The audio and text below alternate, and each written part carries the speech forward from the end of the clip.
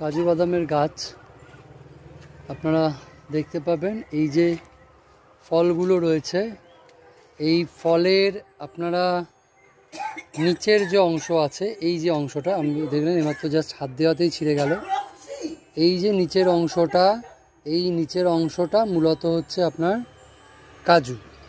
এই যে অংশটা দেখতে পাচ্ছেন, এই অংশটাকে আপনারা যদি এটা একটা খোলের মধ্যে রয়েছে, এই খোলসটা বা এই যে ওপরের যে আবরণটা রয়েছে, এটাকে যদি ভেঙে ফেলা হয় তাহলে এটার ভেতর থেকে আপনি কাজু পাবেন। এটার ভেতর থেকে কাজু পাবেন, আমি আপনাদেরকে সেটাও দেখাচ্ছি।